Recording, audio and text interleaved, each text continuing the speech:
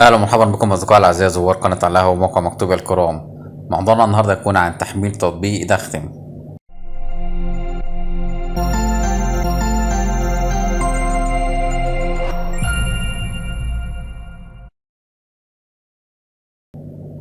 التطبيق اللي معانا النهارده على موقع مكتوبيا هو من التطبيقات اللي يساعدك على ختم القران الكريم. هنبدا نتعرف على اكتر من خلال الرابط الموجود باسفل الفيديو بصندوق الوصف.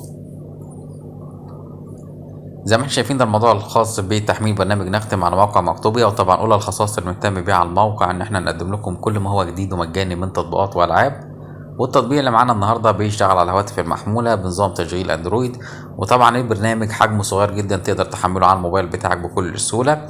وفي نسخه كمان خاصه بالتشغيل على اجهزه الايفون بنظام تشغيل الاي او اس.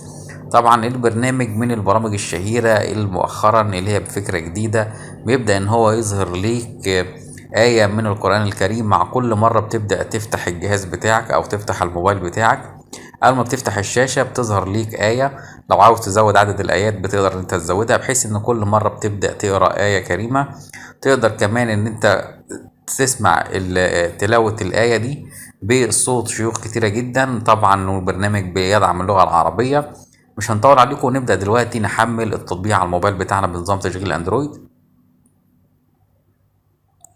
بعد ما فتح معانا متجر جوجل بيه هتضغط على تثبيت وبعد كده قبول، ولكن انا محمل التطبيق قبل كده فهضغط على فتح عشان اجربه معاكم. زي ما احنا شايفين طبعا اول حاجه بيطلبها منك ان انت تشوف اللغه المناسبه ليك. طبعا في عدد كبير من اللغات، هنختار اللغه العربيه. وزي ما احنا شايفين بيقول لك هو يساعدك على استغلال وقتك بحسنات مثل الجبال. فكلما اردت فتح جوالك عرض عليك آية من كتاب الله من آخر آية وصلت لها وتستطيع معرفة تفسيرها وممكن تسمعها بصوت قارئك المفضل. هنضغط على نيكست ونبدأ نسمح للدخول على الجهاز. زي ما احنا شايفين دلوقتي بيدي لك العداد، طبعا الإحصائيات بتاعتك اليوم والأسبوع والشهر ومنذ استخدام البرنامج. بيبقى فيه عدد الآيات اللي انت قريتها، وتحت خالص هتلاقي عدد الأحرف بتاعة الآيات اللي انت قريتها. بعد كده بتضغط على ابدأ الآن وبيبدأ على طول من سورة الفاتحة. لو عايز تغير طبعا بتقدر انت تغير الصورة. وكمان عندك هنا القارئ، لو انت عاوز تستخدم الموبايل بتاعك اوفلاين بدون انترنت بتقدر ان انت تحمل الايات او صورة معينة بحيث ان كل آية بعد كده تقدر ان انت تسمعها اوفلاين بالقارئ اللي انت عاوزه. زي ما احنا شايفين من مجموعة القراء اللي موجودين.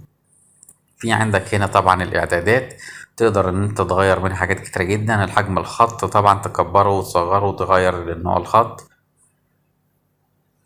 عرض الآيات برضو نفس الكلام، تقدر ان انت تخليها على طول او في اوقات محددة يبدأ يظهر ليك الآيات الكريمة.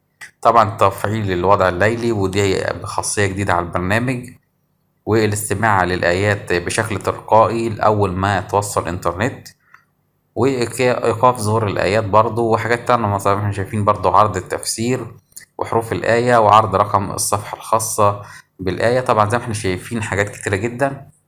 طبعا البرنامج سهل الاستخدام. كل ما عليك حاليا دلوقتي بتبدأ ان انت تقفل الشاشة، وبعد كده كل مرة بتفتح الشاشة بتظهر ليك الآية، بتبدأ ان انت تقراها وبعدين تضغط على علامة اكس من فوق وبكده تبقى انت قريت الآية. بيبقى برضه في نفس الكلام في علامة التشغيل، تقدر تسمع الآية دي بصوت القارئ المفضل ليك. وطبعا زي ما احنا شايفين البرنامج جميل جدا وبسيط وبيساعدك ان انت تختم القرآن الكريم بشكل بسيط جدا وفي يومك العادي.